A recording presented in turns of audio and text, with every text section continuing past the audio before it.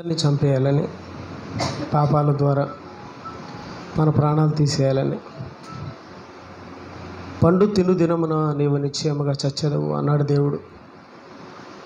తింటే ఏం కాదు, నువ్వు చక్కగా ఇంకా బాగా తయారవుతావు.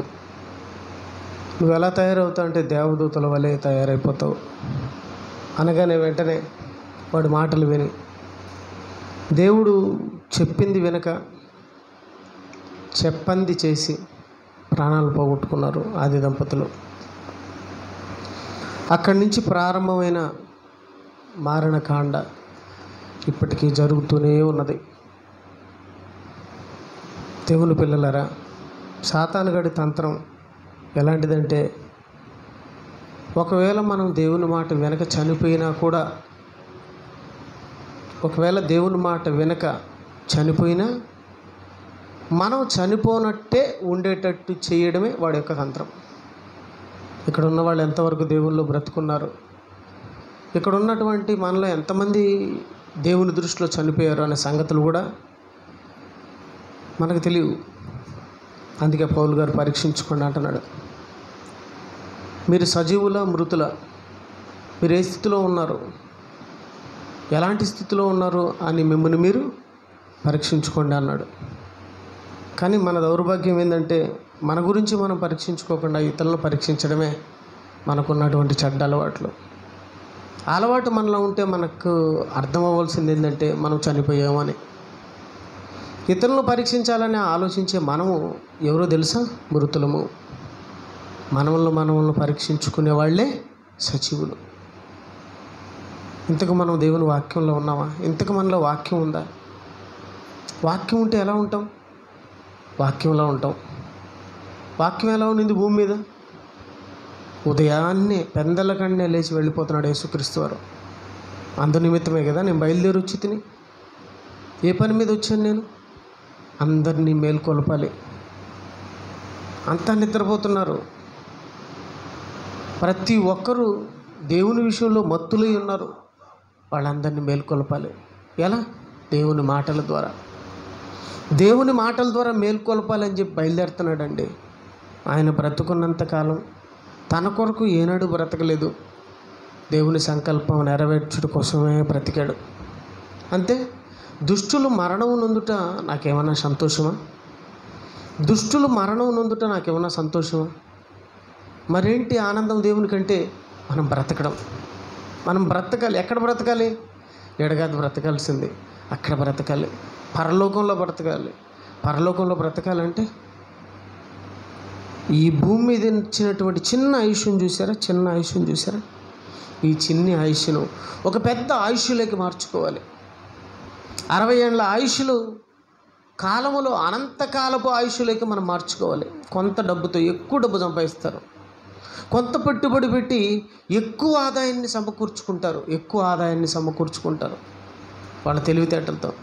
ఈరోజు దేవుడిచ్చిన తెలివితేటలతో, దేవుడిచ్చిన జ్ఞానంతో ఈ చిన్ని కాలంలో ఒక పెద్ద కాలాన్ని సంపాదించుకోవాలి. దేవుని పిల్లరా, ఒకవేళ తెలియకపోతే దేవుని కోసం బ్రతికిన భక్తులను చూస్తే మనకు అర్థమైపోతుంది. ఒకసారి కీర్తనల గ్రంథంలో ఒక మాట చూద్దాం. కీర్తనల గ్రంథం దావీదు గారి గురించి, మహాభక్తుడైన మహానుభావుడు. కీర్తనల గ్రంథం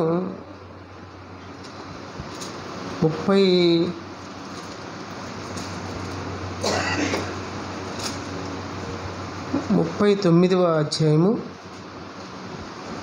కీర్తనల గ్రంథం 39వ అధ్యాయము 4వ వచనాన్ని ఒకసారి మీరు గమనించాలని మనవి. దేవా,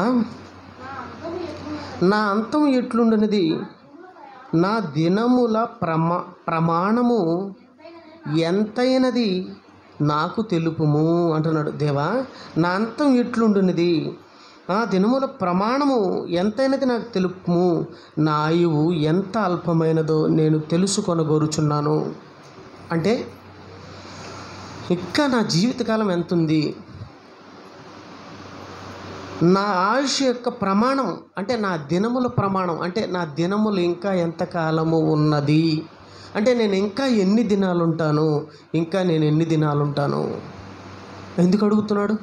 నేను ఇంకా ఎన్ని దినాలు ఉంటాను ప్రభు అని ఎందుకు అడుగుతున్నాడంటే, నా కాలం చాలా వరకు వ్యర్థమైపోయింది, ఇక నాకు తెలిసిపోయింది కొద్ది కాలమే నేను బ్రతికేదని.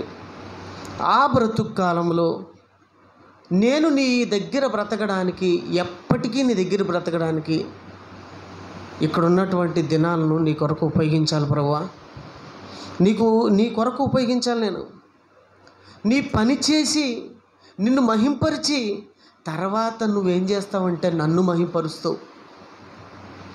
నిన్ను నేను మహింపరిచాననుకో, దేవుడు కూడా ఏం చేస్తాడంటే నన్ను మహింపరుస్తాడు. యేసుక్రీస్తు వారు అంటారు, తండ్రి నీవు నా చేతికిచ్చిన పనిని నేను సంపూర్ణముగా నెరవేర్చి భూమి మీద నిన్ను మహిమపరిచి ఉన్నాను గనుక ఇప్పుడు నీవు నన్ను మహిమపరచు. ఒకప్పుడు నీ దగ్గర నాకు ఏ మహిమైతే ఉన్నిందో, నీ కుడి పార్శ్వమున నేను ఎలా అయితే కూర్చుని ఉన్నానో, నీ కొడుకుగా నేను ఎలా అయితే బ్రతుకుతున్నానో, అలాంటి బ్రతుకును, అలాంటి మహిమను తిరిగి మరలా నాకు ప్రసాదించు ప్రభువా అని అడుగుతున్నాడు. నిన్ను మహింపరిస్తే నీవు నన్ను మహింపరుస్తావు. ఎవరిని మహింపరిస్తే మనకు తిరిగి మహిమ? నీకు అర్థం అవ్వాలి దేవుని వాక్యం. ఎవరిని మరి మహిమపరిస్తే మనకు తిరిగి మహిమ? దేవుణ్ణి మహిమపరచాలండి. దేవునిని మనము మహిమపరచాలి. చాలామంది వాళ్ళ మహిమను వాళ్ళు వెతుక్కుంటారు. తమ సొంత మహిమను వెతుకుచు అని ఉంటుంది కొత్త నిబంధన గ్రంథంలో పౌలు గారు మాట్లాడుతూ. తమ సొంత మహిమను ఏమండి మనం మహింపరుచుకోవలసింది మన వలన దేవుణ్ణే. చెప్పండి, దేవుణ్ణండి. మన నోట్లోంచి మాట వస్తే దేవుని గురించే రావాలి. మనం మాట్లాడితే దేవుని గురించే మాట్లాడాలి. మన గురించి మాట్లాడుకుంటే మనకు లాభం ఏంటండి? వాళ్ళ గురించి మాట్లాడుకుంటే మనకు లాభం ఏంటండి? దేవుని గురించే మాట్లాడాలి, దేవుని గురించే చెప్పాలి. దావీదు గారు కంకణం కట్టుకున్నాడండి. దావీదు గారు కంకణం కట్టుకున్నాడు. నా తండ్రిని నేను మహింపపరచాలి, నా తండ్రి గురించి చెప్పాలి, నా తండ్రి గురించి మాట్లాడాలి. కీర్తనల గ్రంథం 40వ అధ్యాయం అనుకుంటాను, చూడండి ఒకసారి. కీర్తనల గ్రంథం 40వ అధ్యాయం అనుకుంటాను.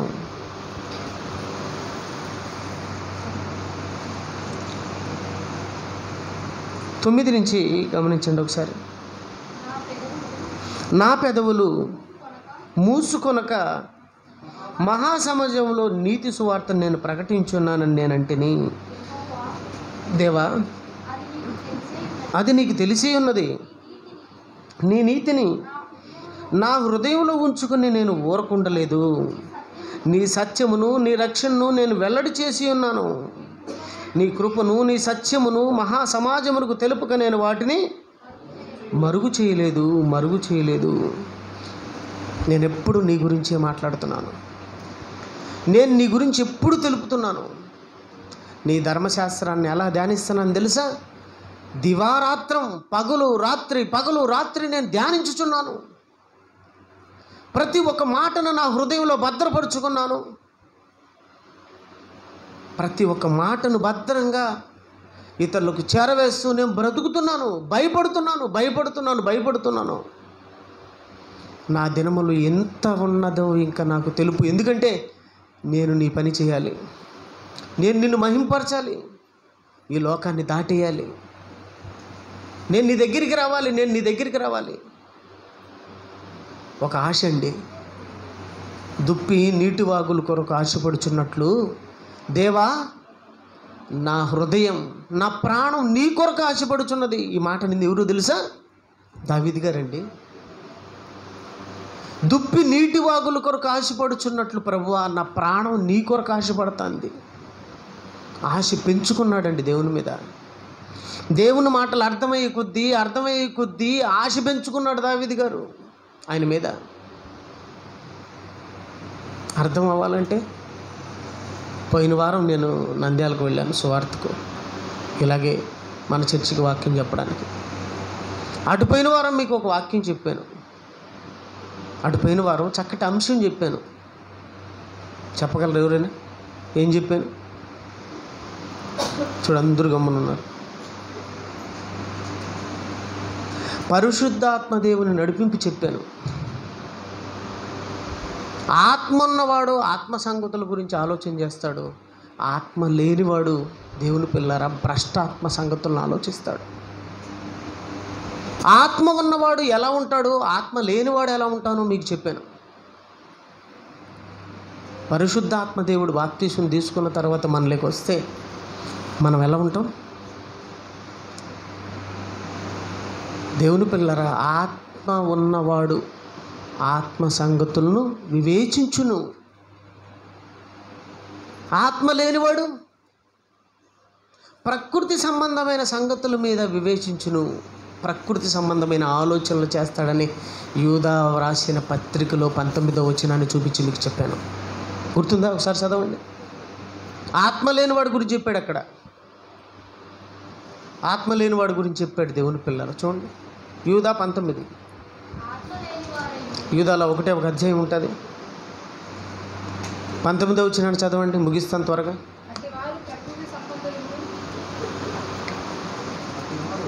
ప్రతివారు ప్రకృతి సంబంధులు అంటున్నాడు. చూడండి, అటివారు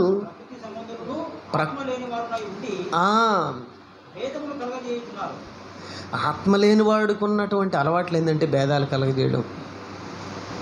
ఇంకా లోకం అండి. ఆత్మ ఉన్నవాడు విశ్వం అవతలకి వెళ్ళిపోతాడు. ఆత్మ ఉన్నవాడు ఈ లోకాన్ని దాటి మరో లోకంలోకి వెళ్తాడు. ప్రకృతి సంబంధమైన వాడు ఈ ప్రకృతి చక్రం లోపలనే ఉంటాడు. సూర్యుడిలో అది ఉంది, చంద్రుల్లో అది ఉంది, భూమిలో ఇది ఉంది. ఒక శాస్త్రవేత్త చెప్తాడు, మనము వాడేది చెప్తే తినేది. అది కొనుక్కోవాలండి, ఇది కొనుక్కోవాలండి, ఆ బంగారం అండి, ఈ చీరలండి, ఆ ఆస్తులండి, ఆ అంతస్తులండి, ఇండ్లండి, వాకిళ్ళండి, ఈ అంటే ఈ భూమిలో ఉన్నటువంటి వాటినన్నిటిని ఏమంటారంటే ప్రకృతి సంబంధించింది. భూమిలో ఉన్న వాటినన్నిటిని ఏమంటారంటే ప్రకృతికి సంబంధించినవి. ఈ ప్రకృతికి సంబంధించిన వాడు వీటి గురించి ఆలోచన చేస్తూ ఉంటాడు. ఏమి తిందుమా, ఏమి త్రాగుదామా, ఏమి ధరించుకుందామా, ఇవే. ఆత్మ ఉన్నవాళ్ళు పరిశుద్ధాత్మ ఉన్నవాళ్ళు ఏం ఆలోచిస్తారు? పరలోకపు సంగతులు. అంటే ఈ విశ్వం అవతలికి వెళ్ళిపోతారు. అంటే పైనున్న వాటి మీదనే వారి మనస్సు ఉంచుతారు. మోషే గారు ఉన్నారు, మీకు చెప్పాను, మరలా ఒకసారి గుర్తు చేస్తున్నాను. మోషే గారు ఉన్నారు. ఏమండి, ఈరోజు అధికారం కోసం ఎంత కష్టపడుతున్నారో ఆ రోజు మీకు చెప్పాను. జగన్ గారు సీఎం అవడానికి ఆయన పడిన కష్టాన్ని చెప్పాను. మోషే గారికి ఆ కష్టం లేదండి. కష్టపడకుండా అధికారం చేతిలోకి వస్తూ ఉంది. అమ్మ అంటే చాలు అధికారం ఆయన చేతిలో ఉంటుంది. అన్నాడండి అమ్మ అని, వద్దమ్మా నాకు వద్దు. 24 వచ్చిన అనుకుంటాను, హెబ్రీ 11:24. హెబ్రీ రాసినటువంటి పత్రిక. మోషే పెద్దవాడైనప్పుడు విశ్వాసమును బట్టి ఐగుప్తు ధనము కంటే క్రీస్తు విషయమైన నింద గొప్ప వాక్యం అని ఎంచుకొని అల్పకాలం పాప భోగము అనుభవించుట కంటే దేవుని ప్రజలతో శ్రమలు అనుభవించుట మేలని యోచించి ఫరో కుమార్తె యొక్క కుమారుడని అనిపించుకున్నట్టు ఒప్పుకొనలేదు. ఏలయనగా అతడు ప్రతిఫలముగా కలుగు బహుమానమందు దృష్టి ఉంచును. ఏంట బహుమానం? ఈ కళ్ళ ముందుంటున్నటువంటి అధికారం వదిలిపెట్టి అక్కడెక్కడో బహుమానం ఉందో అని ఆలోచిస్తున్నాడంటే ఆయన మనసు ఎక్కడుంది చెప్పండి? అక్కడుందా, ఇక్కడుందా? ఆత్మ ఎక్కడ బతకాలి? ఆత్మ అంటే మనమే. మనం ఎక్కడ బతకాలి? మనకు బ్రతుకు ఎక్కడుంది? భూమి మీద, లేకపోతే పరలోకంలోనా? ఆత్మలు ఎక్కడుంటాయి? పరలోకం వెళ్ళాలి. ఆత్మలు ఇక్కడ బ్రతకలేవు, మనం ఇక్కడ ఉండలేము. ఈ శరీరంలో ఉన్నంత వరకే మనకు బ్రతుకు ఇక్కడ. ఈ శరీరంలోంచి బయటకు వచ్చామా ఇక్కడ ఉండలేము. మీ ఆస్తులు, మీ అంతస్తులు, మీ మిద్దెలు, మీ మేడలు, వీటన్నిటిని కూడా చూస్తూ వెళ్ళిపోవాలి వదిలేసి. అంటే మనం ఇంత కష్టపడింది, 60 ఏళ్ళు కష్టపడింది దేవుని పిల్లలు దేవుని కోసం కాదా? దేవుని కోసం కాదా? అర్థమైపోయిందండి. మోషే గారికి అర్థమైపోయింది. అర్థం అవడానికి ఆయన లోపల ఎవరున్నారు? పరిశుద్ధాత్మ ఉన్నాడు. పరిశుద్ధాత్మ ఉన్న వాళ్ళు దేవుని పిల్లలారా, ఆత్మ సంగతులు అంటే బైబిల్లో ఉన్న సంగతుల మీద దృష్టి ఉంచుతారు. పరలోకం ఎలా వెళ్ళాలి, పరలోకం ఏం చేస్తే వెళతాం. దావీదు గారు ఆలోచన చేస్తున్నాడండి, మోషే గారు ఆలోచిస్తున్నారండి. ఇశ్రాయేలు ప్రజలను 40 సంవత్సరాలు నేను అరణ్యంలోంచి కానాన్లోకి నడిపించాలి. దేవుడు చెప్పాడు, వీళ్ళందరినీ తీసుకొని వెళ్ళాను నువ్వు కానానికి, ఈ అరణ్యం గుండా ఈ 6 లక్షల మందిని నువ్వు నడిపిస్తేనే నీకు పరలోకం. చిత్తం ప్రభా, నాకు అదే కావాలి. అదే టైంలో వచ్చింది అధికారం చేతులకి, అదే టైంలో అధికారం చేతులకి వస్తూ ఉంది. నాకు అధికారం వద్దు, ఆయన కావాలి. అబ్రహాం గారికి అర్థమైపోయింది, దేశాన్ని ఇస్తే దేశం నాకెందుకు, దేశం నాకెందుకు, నాకు దేవుడు కావాలి. అందుకే అండి గుడారాలు వేసుకున్నాడు. ఒక దేశం చేతిలో ఉంటే గుడారం ఉంటుంది చెప్పండి. ప్రధానమంత్రి ఇల్లు చూడుకోండి, మన ముఖ్యమంత్రి ఇల్లు చూడుకోండి, ఒక మంత్రి గారి ఇల్లు చూడండి, ఒక ఎమ్మెల్యే గారి ఇల్లు చూడండి. ఏమండి, వాళ్ళు మహా అంటే ఒక నియోజకవర్గానికి ఎమ్మెల్యే. అబ్రహాం దేశాన్ని పొందాడండి దేవుని ద్వారా. కానీ ఆయన ఇల్లు ఎలా ఉన్నిందో తెలుసా? ఆయన ఇల్లు ఎలా ఉన్నిందో తెలుసా? గుడారం అండి. ఎందుకు గుడారం? ఎందుకు పునాదులతో కట్టుకోలేదు? పునాదులు వేసుకొని ఎందుకు కట్టుకోలేదు? పునాదులు ఉంటే ఉండొచ్చు స్టాండర్డ్గా, నేను ఉంటానా? ఏమండి, చాలామంది ఇల్లు ఎలా కట్టుకుంటారు మీరు చెప్పండి? పునాది లేని ఇల్లు ఉంటుంది. ఒకప్పుడు గుణాదులు కలిగిన ఇల్లు, ఇప్పుడు పునాదులు అంటే పిల్లర్స్ లేని ఇల్లు లేవండి. పిల్లర్స్ లేని ఇల్లు లేవు. ఎందుకు? పిల్లర్ అంటే స్టాండర్డ్గా ఉండాలండి, స్టాండర్డ్గా ఉండాలి. పిల్లర్ స్టాండర్డ్గానే ఉంటుంది, నువ్వు ఉంటావు స్టాండర్డ్గా. ఈ సంగతి ఎవరికి తెలిసిపోయింది? అబ్రహాం గారికి తెలిసిపోయిందండి. అందుకే గుడారం వేసుకున్నాడు. మరి పునాదులు కలిగినటువంటిది ఎక్కడుందని ఆలోచిస్తే పరలోకంలో ఉంది. అందుకే పునాదులు గల పట్టణం కొరకు అబ్రహాము ఎదురు చూచుండు. ఆయన ఎక్కడి నుంచి వచ్చాడో తిరిగి ఆ దేశమును జ్ఞాపకం ఉంచుకున్నాడు. ఈరోజు మనం ఎక్కడి నుంచి వచ్చామో జ్ఞాపకం ఉంచుకుంటున్నామా? ఎక్కడికి వెళ్ళాలో జ్ఞాపకం ఉంచుకుంటున్నామా చెప్పండి? దేవుని పిల్లరా, ఇక్కడికి వచ్చిన వాళ్ళు జ్ఞాపకం ఉంచుకోకపోతే మీలో ఆత్మ లేదు. చాలామంది వస్తూ ఉంటారు, ఏదో నేను చెప్తా ఉంటే ఊరికి అట్టింటూ ఉంటారు, అంతే, మరలా వెళ్ళిపోతారు. కొంతమంది తలకెక్కుకుంటూ ఉంటారు, వాళ్ళకి అర్థం కాదు. బలవంతంగా పిలుచుకొస్తారు చాలామంది. ఏరా చర్చికి రావాలి నువ్వు అంటే, వీళ్ళ తలపోటు ఎందుకులే అంటే, అమ్మా నాన్న తలపోటుతో తట్టుకోలేక చర్చికి వచ్చేవాళ్ళు ఉన్నారు, కానీ దేవుడి కోసం వచ్చేవాళ్ళు ఉండరా? బలవంతంగా వచ్చేవాళ్ళు ఉన్నారు చర్చికి. అర్థమవుతుందా దేవుని వాక్యం? చాలామందికి అర్థం కాదు. నేను మళ్ళీ తిరిగి అడిగితే ఏం చెప్పలేరు వాళ్ళు. ఎందుకు చెప్పలేరు? దేనికి చెప్పలేరు? లోపల పరిశుద్ధాత్మ పనిచేయడం లేదు. అంటే వాళ్ళలో ఆత్మ ఉందో లేదో వాళ్ళే ఆలోచించుకోవాలి. ఆత్మ ఉన్న వాళ్ళ ఆలోచనలు చూడండి. ఆత్మ ఉన్న వాళ్ళ ఆలోచన, అసలు దావీదు గారు భయపడుతున్నాడు. ఎందుకో తెలుసా? నేను అక్కడ కానీ లేకపోతే నా పరిస్థితి ఏంది అంటున్నాడు. చూడండి కీర్తనల గ్రంథం 27వ అధ్యాయం అనుకుంటాను. ఒకసారి చూడండి దేవుని వల్ల. కీర్తనల గ్రంథం 27వ అధ్యాయం 13వ వచనం ఒకసారి అందరూ గమనించండి. కీర్తనల గ్రంథం 27:13. సజీవుల దేశమున సజీవులు ఉన్నది ఎక్కడండి? వాళ్ళ దేశం ఏదండి? సజీవులు గల దేశం ఏది? ఏం గమ్మునున్నారే? పరలోకం. సజీవులు ఉండేది ఎక్కడ అంటే మీకు అది తెలీదా? ఇంతకీ మీరు ఎక్కడ పోతారో మీకు తెలీదా? మీరు ఎక్కడికి పోవాలని ఇక్కడికి వస్తున్నారు? ఏం అర్థమవుతుంది నేను చెప్పేది? అందరికి అర్థమవుతుంది? ఎవరు దోశలు కూరలు తిని రాలేదు కదా, అది తినొస్తే పెద్ద ఇబ్బంది అండి. ఊరికే నన్ను చూస్తూ ఉంటారు అంతే. మీకు అర్థమైంది? చాలామంది నా దృష్టి కళ్ళేమో పైకుంటే మెడ కిందికి వచ్చేస్తూ ఉంటుంది. మీకు అర్థమైంది? కళ్ళు పైకే ఉంటాయి, మెడ కిందికి వచ్చేస్తూ ఉంటుంది. నన్ను ఇటు చూస్తూ ఉంటారు. ఎందుకు? మత్తు, నిద్ర. అందులో ఆదివారం కదా, పాపం ఒక్కరోజు సెలవు దొరుకుతుంది, మంచి ఫుడ్ తింటారు. తినండి, నేను కాదనడం లేదు. మధ్యాహ్నం తినండి, పొద్దున్నే లైట్గా తినండి. ఎందుకంటే ఇక్కడికి వచ్చిన తర్వాత మత్తుగా ఉంటుంది. అర్థమవుతుందా?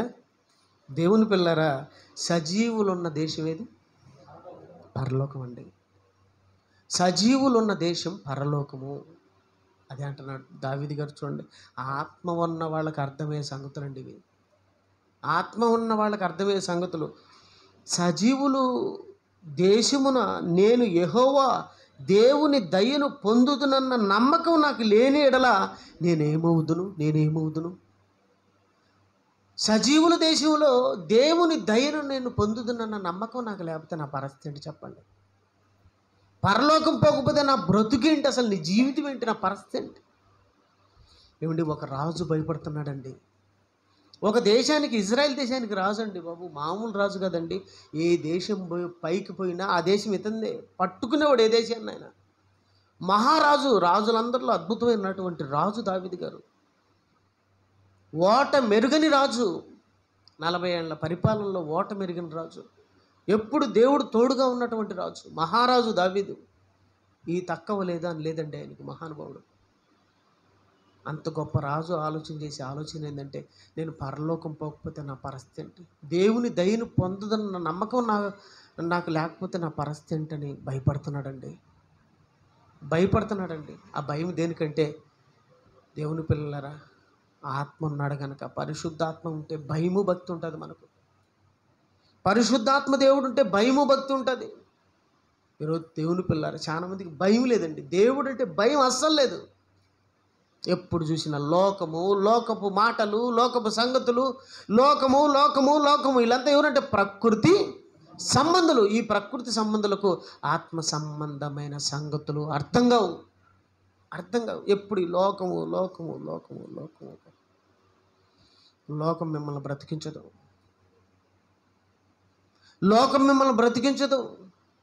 మనల్ని బ్రతికించేది దేవుడు. అనే సంగతులు దేవుని వాళ్ళారా మీరు మర్చిపోవద్దండి. మనమంతా ఆత్మ సంబంధం. ఇక్కడికి వచ్చిన వాళ్ళంతా ఎవరు? ఆత్మ సంబంధులు. ఎక్కడికి వెళ్ళాలంటే ఆత్మలున్న లోకానికి వెళ్ళాలి.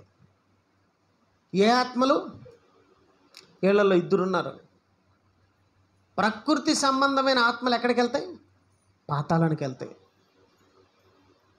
ఆత్మ సంబంధమైన సంగతులు కలిగిన ఆత్మలు అంటే పరలోకం వెళ్తారు. అంటే మోషే లాంటి వాళ్ళు, అబ్రహాం గారు లాంటి వాళ్ళు, దావీదు గారు లాంటి వాళ్ళు, ఇలాంటి ఆత్మలు కలిగిన వాళ్ళు. ఇలాంటి ఆత్మల కలిగిన వారు ఎవరైనా ఉన్నారంటే వాళ్ళు ఎవరంటే పరిశుద్ధాత్మ దేవుణ్ణి కలిగి ఉన్నవాళ్ళు. ఇంతకు పరిశుద్ధాత్మ దేవుడు మనలో ఉన్నాడా? ఆ మహానుభావుడు మనలో ఉన్నాడా? చాలామంది అందరూ బాప్తీసం తీసుకున్నారు. అందరిలో పరిశుద్ధాత్మ దేవుడు ఉన్నాడా? బాప్తీసం తీసుకున్న ప్రతి ఒక్కరిలోకి పరిశుద్ధాత్మ దేవుడు వస్తాడనుంది. కానీ ఎవరిలోకి వస్తాడు తెలుసా? చెప్పమంటారా? మారు మనసు నిమిత్తము, పాపక్షమాపణ నిమిత్తము, ఎవరైతే నిజంగా మారు మనసు నిమిత్తం, ఎవరైతే నిజంగా పాపక్షమాపణ నిమిత్తం, మారు మనసు నిమిత్తం బాప్తీసం తీసుకుంటారో వాళ్ళకి మాత్రమే పరిశుద్ధాత్మ దేవుడు వస్తాడు. గుర్తుంచుకోండి. అదో ఆయన చెప్పినాడు కనుక నేను తీసుకున్నాను అన్న వాళ్ళలో పరిశుద్ధాత్మ దేవుడు ఉండడు. చెప్పాను కదా, మీకు గుర్తుంది కదా. పెళ్లి కోసం బాప్తీసం తీసుకునే వాళ్ళు ఉండరు. పెళ్లి కొడుకు కోసం బాప్తీసం తీసుకునేమే, పెళ్లి కూతురు కోసం బాప్తీసం తీసుకునేమే ఉంటుంది. ఇప్పుడు ఎవరి కోసం తీసుకున్నారు వీళ్ళు బాప్తీసం? పెళ్ళి అయ్యే ముందర బాప్తీసాలు తీసుకుంటారు. మీకు గుర్తుందా? అలాంటి వాళ్ళు పెళ్ళి అయ్యే ముందర తీసుకుంటారు. ఏం శివ, నువ్వేమైనా తీసుకున్నావా? అది అర్థమైంది నాకు. శివ మాకు చూస్తానే తెలిసిపోయింది. పెళ్ళి అయ్యే ముందర బాప్తీసం తీసుకున్నాడు అంటే ఎందుకు తీసుకున్నాడు? సుప్రియ కోసం తీసుకున్నాడు. ఇంతకు సుప్రియని అడుగుదాం, దేనికోసం తీసుకునిందో? నువ్వు దేనికోసం తీసుకున్నావమ్మా? పెళ్ళి కొడుకు కోసమా? ఓకే, మంచిది. దేవుని కోసం అయితే సంతోషం. పెళ్ళి కొడుకు కోసం పెళ్లి కూతురు కోసం పెళ్ళి కొడుకు తీసుకున్నారనుకో బాప్తీసాలు. వీళ్ళల్లో ఎవరుంటారు? ఆత్మ ఉండదు, ఆమె ఉంటుంది. ఈమెలో ఆయన ఉంటాడు. వీళ్ళు ఎవరి కోసం బతుకుతారు? ఇంకా ఒకరి కోసం ఒకరు. అర్థమైంది? మరి దేవుని కోసం, మరి దేవుడు ఉంటే కదా దేవుని కోసం బ్రతకడం. దేవుడు ఉండాలండి. పరిశుద్ధాత్మ దేవుడు ఉంటేనే తండ్రి అయిన దేవుని సంగతులు మనకు అర్థమవుతాయి, వాక్యపు సంగతులు మనకు అర్థమవుతాయి. అందుకే మనలో పరిశుద్ధాత్మ ఎప్పుడు ఉండాలంటే, మనలో పరిశుద్ధాత్మ దేవుడు ఎప్పుడు ఉండాలంటే, మనం ఎప్పుడు దేవుని పిల్లలారా దేవుని గురించి ఆలోచిస్తూ, ఆయన సహాయంతో, పరిశుద్ధాత్మ దేవుని సహాయంతో దేవుని సంగతులు ఆలోచిస్తూ ఉండాలి. ఆత్మ సంబంధమైన ఆ సంగతులను వివేచిస్తూ ఉండాలి. అందుకే దావీదు గారికి అర్థమైపోయింది, తల్లి గర్భంలో పిండం ఏ విధంగా రూపించబడేది ఆయనకి ఎట్ట తెలిసిపోయింది? ఎవరు చెప్పారు చెప్పండి? ఎవరు చెప్పారండి? తల్లి గర్భంలో పిండం, నా అంతరింద్రియములను నీవు కలుగు చేసిన విధమును చూడగా నాకు భయమును ఆశ్చర్యమును. ఆయన ఎలా చూడగలిగాడు? ఎవరు చూపించారు ఇంతకు? ఏమండి, తల్లి గర్భంలో అవయవ నిర్మాణం మనకు తెలుస్తుంది. మరి దావీదు గారికి ఎలా తెలిసింది అనుకుంటున్నారు? ఆత్మ పరిశుద్ధాత్మ దేవుడు తెలియజేశాడు, చూపించాడు. ఈరోజు నేను ఇలా నిలబడుకొని మీకు దేవుని సంగతులు చక్కగా అర్థమయ్యేట్టు చెప్పగలుగుతున్నానంటే నాకున్న శక్తి కదండి, నాకున్న యుక్తి కదండి, పరిశుద్ధాత్మ దేవుని సహాయం. ఆయన దయ వలన, ఆయన కృప వలన తండ్రి అయిన దేవుని సంగతులు, ఆయన కుమారుడైన యేసుక్రీస్తు వారి సంగతులు నేను మీకు తెలియజేయగలుగుతున్నాను. కారణం నాలో ఉన్న ఆత్మ. అందుకే ఆత్మ మనలో ఉండాలంటే, ఆత్మ మనలో ఉండాలంటే మనం ఎలా ఉండాలో తెలుసా? వాక్యాన్ని ఎప్పుడు కలిగి ఉండాలి. వాక్యం అనేది మనలో లేకపోయింది అనుకో, దేవుడు ఆలోచనలే మనలో లేకపోయింది అనుకో, మనలో పరిశుద్ధాత్మ దేవుడు ఇంకా ఉండడు. అందుకే దావీదు గారు ఒక మాట అంటున్నాడు, ఎక్కడ ఈ పరిశుద్ధాత్మ దేవుడు నాలో నుంచి వెళ్ళిపోతాడు అని చెప్పి దేవుని దగ్గర అనుక్షణం మొరపెడుతున్నాడండి. కీర్తన గ్రంథం 51 ముగిస్తానిక. కీర్తన గ్రంథం 51 అధ్యాయం 11 వచ్చినాను ఒకసారి చూడండి. బాగా చూడండి, అందరూ చాలా మంచి మాట. నీ సన్నిధిలో నుండి నన్ను త్రోసివేయకము, నీ పరిశుద్ధాత్మను నా యొద్ద నుండి తీసివేయకమంటాడు. చూసారా? నీ సన్నిధి నుండి నన్ను తొలగిపోనీకము. ఆయన సన్నిధి ఏది? సంఘం అండి. సంఘం దేవుని సన్నిధి. ఈ సన్నిధిలోంచి నన్ను తొలగిపోనీకము, త్రోసివేయకము. క్షమించండి, నన్ను త్రోసేయద్దు దేవా, నీ సంఘంలోంచి నన్ను త్రోసేయద్దు. ఏమండి, సామాన్యుడైన ఒక మంచి భక్తుడండి దావీదు గారు, మంచి భక్తుడండి. ఎలాంటి భక్తుడో మీకు తెలుసు కదా. దుష్టుల ఆలోచన చెప్పుక నడవనివాడు, పాపలు మార్గమున నిలవనివాడు, అపహాసకులు కూర్చుండు చోట కూర్చోకుండా దివారాత్రం దేవుని ధర్మశాస్త్రమును ఆనందించుచు చదువుకుని బ్రతికేవాడండి. అలాంటి ఆయన అంటున్న మాట అండి, ఏమంటున్నాడు తెలుసా? నీ సన్నిధి నుండి నన్ను త్రోసివేయకము. నీ సన్నిధి నుంచి నన్ను తోసేస్తావేమో ప్రభువా. నీ సన్నిధిలోంచి అంటే సంఘంలోంచి నన్ను ఏమైనా బయటికి గెంటేస్తావేమో. ఈరోజు సంఘంలోంచి మనం ఒకవేళ బయటికి పోవాల్సిన పరిస్థితి వస్తే ఎవరైనా సరే భయపడతారండి, దేవుణ్ణి భంగపడతారంటే, పోయా నీది కాబట్టి ఇంకొకటి ఉండదు అంటాడు. అంటారా? నీది కాబట్టి ఇంకోటి, ఇంకోటి కాబట్టి ఇంకోటి, ఇంకోటి కాబట్టి ఇంకోటి. అంతేనా? అన్నుంటాయా దేవుని సంఘాలు? దేవుని సంఘం ఒకటేనా? చాలా ఉండయా? ఎక్కడికి పోయినా దేవుని సంఘమే అండి. ఎక్కడికి పోయినా దేవుని సంఘమే. ప్రొద్దుటూరులో ఉండేవాళ్ళు ఇక్కడికి రాలేకన్నా ఉన్నారు కనుక, ఇక్కడ ఉండేవాళ్ళు అక్కడ పోలేకపోతున్నారు కనుక, ఏమండి, అక్కడొక సంఘం ఇక్కడొక సంఘం ఉంది. కానీ రెండు సంఘాలు ఒకటేనా, లేకపోతే రెండు వేరు సంఘాలా? ఒకటే అండి. హైదరాబాద్లో ఉండేదన్నా, విజయవాడలో, కడపలో అయినా సరే, ఎక్కడ ఉండేదైనా సరే ఒకటే సంఘం. ఎక్కడికైతే అక్కడ కనబడుతుంది, అక్కడికైతే ఇక్కడ కనబడుతుంది. దేవుడు తోసేస్తాడేమో. ఎందుకు? నేను దేవుని గురించి ఆలోచించకపోతే, దేవుని పని చేయకపోతే, దేవునిలో బ్రతకపోతే దేవుడు నన్ను తోసేస్తాడేమో. ఆయన కుమారుడైన పరిశుద్ధాత్మ దేవుడిని నాలో నుంచి తీసేస్తాడేమో. ప్రభువా నాకు అలాంటి దుస్థితి పట్టకూడదు, నాకు అలాంటి దుస్థితి పట్టకూడదు. అంటే ఇలాంటి దుస్థితి వస్తే నేను పరలోకానికి చేరుకోలేను, సజీవులు ఉన్న దేశానికి నేను చేరుకోలేను. ప్రభువా నన్ను కాపాడు, ప్రభువా నన్ను రక్షించు ప్రభువా. ఏమండి, 24 గంటలు దేవుని స్తుతిస్తున్నాడండి దావీదు గారు. ఎందుకు? పరిశుద్ధాత్మ దేవుడు పనిచేస్తున్నాడు. ఈరోజు మనకు పనిచేస్తున్నాడా లేదో అని మనం ఒక్కసారి పరీక్షించుకున్నాం, ఇంకొకసారి చక్కగా బ్రతుకుదాం. ఏమండి, పరిశుద్ధాత్మ దేవుడు మనలో పనిచేస్తున్నాడా లేదా ఒక్కసారి పరీక్షించుకున్నాం. దేవుని పిల్లరా, ఒకవేళ మీకు ఈ వాక్యం అర్థం కాలేదంటే అర్థమైందో తెలుసా? వాక్యం అర్థం కాలేదంటే అర్థం ఏంటో తెలుసా? పరిశుద్ధాత్మ లోపల పని చేయటం లేదు. పరిశుద్ధాత్మ దేవుడు పని చేయడం లేదు. పని చేయని వాళ్ళందరి గురించి మీకు చెప్పాను అటు పోయిన వారం. అల్లరి చర్చిలలో ఈ టైంకి అల్లరండి. అల్లరి ఎవరి దగ్గర ఉంటుంది? అల్లరి వాళ్ళ దగ్గర ఉంటుంది. సైతాన్ గారి దగ్గర ఉంటుంది అల్లరి. ప్రతి నీచ కార్యం అల్లరి ఎవరి దగ్గర ఉంటుంది? యాకోబు రాసిన పత్రికలో ఉంటుంది. మళ్ళీ చూసుకోండి వెళ్ళి. యాకోబు రాసిన పత్రికలో ప్రతి నీచ కార్యం అల్లరి ఎవరి దగ్గర ఉంటుంది? ఆ సాతాన్ దగ్గర ఉంటుంది. సంఘాల్లో ఎందుకు ఉంటుంది? మనమందరం వాక్యం వింటున్నాం. ఎవరైనా సరే అల్లరి చేశారా? లేచి గట్టి గట్టిగా తప్పట్లు కొట్టి, ఏమండి పల్టీలు కొడితే నా దగ్గరికి వచ్చారా ఆహాహా అంట చెప్పండి. నేను చెప్పేది నిజమే కదా. ఎవరైనా సరే ఏమండి కొన్ని ఉన్నాయి క్లిప్పింగ్స్, మరి ఆ రెండు చూడగలిగితే పర్వాలేదు. ఒక్కొక్క చర్చిలో పాస్టర్ గారు వాక్యం చెప్తా ఉంటే ఒక ఆడమైతే అంట ఇలా అంట వెళ్ళిపోతుంది ఆ పాస్టర్ గారి మీదకి. ఎందుకు వెళ్తుంది? ఆమెకు ఆత్మ వచ్చిందంట. ఆత్మ ఎప్పుడు వస్తుందంటే ఆవిడ చెప్తుంది ఆదివారం మాత్రమే వస్తుందంట. మిగతా వారాల పరిస్థితి అంటే మిగతా వారాలు ఎక్కడికైనా వెళ్ళిపోతాడా? ఆదివారం మాత్రమే అమ్మిందికి ఆత్మ వస్తుందా? ఆత్మ వస్తుందని ఈయన దించుతాడు. ఎవరు? అయ్యగారు. ఆత్మ వస్తుంది అంటాడు. ఒక్కసారి ఆత్మ వస్తే మళ్ళీ పోడండి.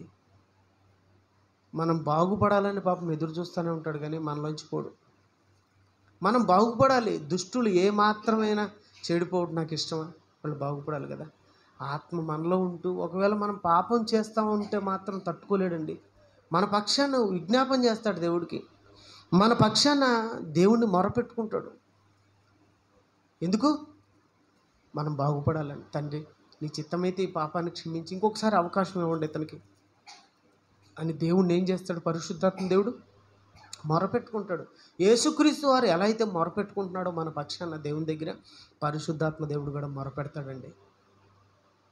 మొరపెట్టినప్పుడు మనం మారాలి. ఒకసారి కాకపోతే ఇంకొకసారి మారాలి, ఒకసారి కాకపోతే ఇంకోసారి మారాలి. అలా మారకుండా మరణంగానే అయ్యామనుకోండి, మనకి ఎప్పటికీ మరణం. ఇంకా మారకుండా మరణించామో ఏమండి, తర్వాత పొందే మరణం అతి భయంకరం అండి. అదే నరకం. దేవునికి దూరం అవ్వడమే భయంకరమైనటువంటి మరణం. ఆ మరణం మనం పొందకుండా, పరిశుద్ధాత్మ దేవుణ్ణి మనలోంచి దూరం చేసుకోకుండా మనం ప్రయత్నం చేద్దాం. దేవుని పిల్లరా, మీరందరూ దేవునిలో ఉన్నతంగా బ్రతకాలి, దేవునిలో ఉన్నతంగా జీవించాలి. అలా జీవించడానికి పరలోకం నుంచి మనల్ని అందరినీ ఇక్కడికి తీసుకొచ్చినాడు. పరలోకం నుంచి ఇక్కడ ఎందుకు తీసుకొచ్చినాడంటే, ఇక్కడ పరిశుద్ధులుగా మారి పరలోకానికి వెళ్ళాలి. పరలోకం ఎవరు వెళ్ళాలి? పరిశుద్ధుల, పాపుల? పరిశుద్ధులుగా మారి సజీవులున్న దేశములో మనం స్థానం పొందాలి. అలా పొందాలంటే అర్హత సాధించాలి. పోయిన వారం చెప్పాను, మీకు గుర్తుందో లేదో. కాలేజీకి వచ్చిన ప్రతి ఒక్కరు పాస్ అవ్వరు. కాలేజీకి వచ్చిన ప్రతి ఒక్కరు పాస్ అవ్వరు. శ్రద్ధగా ఎవరైతే వింటారో, శ్రద్ధగా విని దాని ప్రకారం చదువుకుని ఎవరైతే పరీక్ష రాస్తారో, వాళ్ళు ఎవరైతే పాస్ అవుతారో వాళ్ళు మాత్రమే పై స్థానానికి వెళ్ళగలరు. ఇది మీకు అర్థమైతే ఇది కూడా బైబిల్ కాలేజ్. అది లోక సంబంధమైన కాలేజ్ అయితే ఇది కూడా బైబిల్ కాలేజ్. ఇక్కడ కూడా అందరూ పాస్ అవుతారా? పాస్ అవ్వాలి. పాస్ అవ్వాలంటే మీకు శ్రద్ధ ఉండాలి. పాస్ అవ్వాలంటే మనకు శ్రద్ధ ఉండాలి. దేవుని వాక్యం వినడం, ఆ ప్రకారం చేయడం, ఆ ప్రకారం నడుచుకోవడం, దేవుని దయను పొందాలి. పొందుదునన్న నమ్మకం నాకు లేని ఎడల నేను ఏమవుతును? సజీవులున్న దేశములో దేవుని దయను పొందుదునన్న నమ్మకం నాకు లేని ఎడల నేను ఏమైపోదును? పొందాలి. నేను పొందాలంటే నాకు దేవుడు అర్థం కావాలి. దేవుడు అర్థమైతేనే నిత్య జీవం. యోహాను సువార్త 17:3 ఉంటుంది. ఇదిగో సత్యదేవుడైన నిన్నును నీవు పంపిన నీ కుమారుణ్ణి ఎరుగుటయే నిత్య జీవం. నిత్య జీవం. దేవుడు తెలియాలన్నా, యేసుక్రీస్తు వారు తెలియాలన్నా ఆత్మ మనలో పనిచేయాలి. దేవుడి గురించి తెలియాలన్నా, పరిశుద్ధాత్మ దేవుని గురించి తెలియాలన్నా ఆత్మ మనలో పని చేయాలండి. వాళ్ళిద్దరి గురించి తెలుసుకుంటేనే మనకు నిత్య జీవం. మరి దేవుడు తెలియాలంటే, కుమారుడైన యేసుక్రీస్తు వారి గురించి తెలియాలంటే పరిశుద్ధాత్మ దేవుడు పని చేయాలి. మీ అందరికీ, మనందరికీ పని చేస్తున్నాడు లేదో ఒక్కసారి ఆలోచించండి. చెబుతున్న వాక్యం తలకెక్కుతుందా? చెబుతున్న వాక్యం చక్కగా తలకి వెళుతుందా? తీసిన వీడియో మెమరీలో ఫీడ్ అయిపోతూ ఉంది. మాట్లాడిన మాటలు ఆడియో రికార్డింగ్ ఫీడ్ అయిపోతున్నాయి మెమరీలో. మెమరీ దేంతో తయారవుతుంది తెలుసా? ఇసుకతో. ఇసుక, సిలికాన్. మెమరీ దేంతో తయారవుతుంది? ఇసుకతో. చిన్న కంటికి కనపడని ఇసుక రేణువులు ఉంటాయి, వాటితో తయారవుతుందండి మెమరీ కార్డు. ఒక ఇసుక రేణువుకు ప్రతి మాట గుర్తుపెట్టుకునే స్థితి, పరిస్థితి ఉంటే ఇసుక గొప్పదా? దేవుని కుమారులమైన మనం గొప్పవాళ్ళమా? మనమే కదా గొప్పవాళ్ళం. మరి మనలో దేవుని వాక్యం నిలబడుతుందా? ఫీడ్ అవుతుందా? అవడం లేదా? అయితే ఆత్మ పని చేయడం లేదు. దేవుణ్ణి వేడుకోండి, తండ్రి నీ ఆత్మ నా యుద్ధ నుంచి తీసివేద్దని వేడుకొని రొట్టెలో చేయవేయాలని కోరుకుంటూ, చక్కగా వినందరికీ నా వందనాలు తెలియజేసుకుంటూ కళ్ళు మూసుకొని రొట్టె కోసం ప్రార్థన చేసుకున్నాం.